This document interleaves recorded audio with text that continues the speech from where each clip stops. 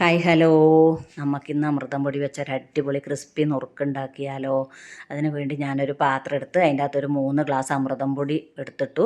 അതിൻ്റെ കൂടെ 1 ഗ്ലാസ് ഇടിയപ്പത്തിൻ്റെ പൊടിയും ചേർത്ത് 2 സ്പൂണ് ചെറിയ ജീരകവും 2 സ്പൂണ് എള്ളും ആവശ്യത്തിന് ഉപ്പും ചേർത്ത് നല്ല പോലെ ഒരു സ്പൂണ് വെച്ച് മിക്സാക്കിയ ശേഷം മിക്സീൻ്റെ ജാറെടുത്ത് അതിൻ്റെ അകത്ത് 1 ഗ്ലാസ് തേങ്ങ ചിരകിയതും ഇട്ട് കുറച്ച് വെള്ളം ഒഴിച്ച് അതൊന്ന് അരച്ചെടുത്ത ശേഷം ഈ അരപ്പ് ആ പൊടീൻ്റെ കൂടെ ചേർത്ത് ഒന്നും കൂടെ നല്ലപോലെ മിക്സാക്കി നമ്മൾ എള്ളും ജീരകവും എല്ലാം ഒന്ന് ശരിക്കും മിക്സ് ആകുന്നവരെ നല്ലപോലെ സ്പൂണ് വെച്ച് ശരിക്കും ഒന്ന് ജോയിൻ്റ് ആക്കി ഇളക്കുക. അതിന് ശേഷം കുറച്ച് പച്ചവെള്ളം കുറച്ച് ഒഴിച്ച് കൊടുത്തിട്ട് നല്ല കൈ വെച്ചിട്ട് നല്ലപോലെ കുഴച്ചെടുക്കുക. നമ്മളെ ചപ്പാത്തിക്കെല്ലാം കുഴക്കുന്ന പോലെ നല്ലപോലെ കുറച്ച് വെള്ളം ചേർത്ത് ആവശ്യത്തിന് നോക്കി നല്ലപോലെ കുഴച്ചെടുക്കുക. വെള്ളം കൂടിപ്പോകാൻ പാടില്ല. ചപ്പാത്തിക്ക് കുഴച്ചെടുക്കുന്ന അതേ പാകത്തിന് തന്നെ നമുക്കിതൊന്ന് കുഴച്ച് സെറ്റാക്കി എടുക്കുക. ഇതിങ്ങനെ ഉണ്ടാക്കിയാൽ നല്ലപോലെ കുഴച്ച് സെറ്റായാലേ നമ്മൾ നുറുക്കും അത്രയും ക്രിസ്പി ആവുള്ളൂ.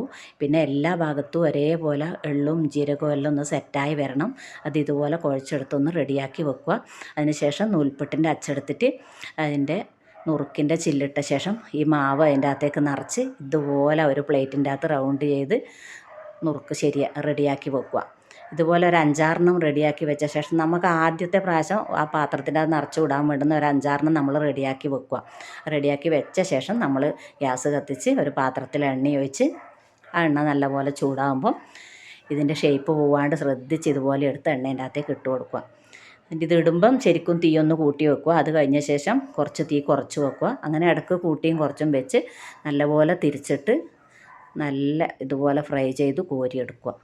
നമുക്ക് പെട്ടെന്ന് ഉണ്ടാക്കാൻ പറ്റുന്നൊരു സംഭവമാണ്. എല്ലാവർക്കും ഇഷ്ടമാവും. വലിയാക്കായാലും കുട്ടിയാക്കായാലും എല്ലാം ഇഷ്ടമാകുന്നൊരു സാധനമാണ്. നിങ്ങളെല്ലാവരും ഒന്ന് ഉണ്ടാക്കി നോക്കണം കേട്ടോ. ഇതുപോലെ നല്ല കറക്റ്റ് ക്രിസ്പിയായി വരുമ്പോൾ ഇതുപോലെ കോരി അരിപ്പേൻ്റെ അകത്തിട്ടിട്ട് മാറ്റുക. എന്നിട്ട് ബാക്കിയുള്ള മാവും കൂടെ അതുപോലെ ഫ്രൈ ചെയ്ത് കോരിയെടുത്ത് വെച്ചാൽ നമ്മളെ നുറുക്ക് റെഡിയായി. ഇത് നമുക്കൊരു പാത്രത്തിൻ്റെ അകത്തൊരു ബോത്തലിലിട്ട് വെച്ചാൽ എത്ര ദിവസം വേണമെങ്കിലും ഉപയോഗിക്കാം. കുറേ ദിവസം കേടാകാണ്ടിരിക്കും. നല്ല ക്രിസ്പി ആയിരിക്കും. എല്ലാവരും ഒന്ന് ഉണ്ടാക്കി നോക്കണേ. ഓക്കേ.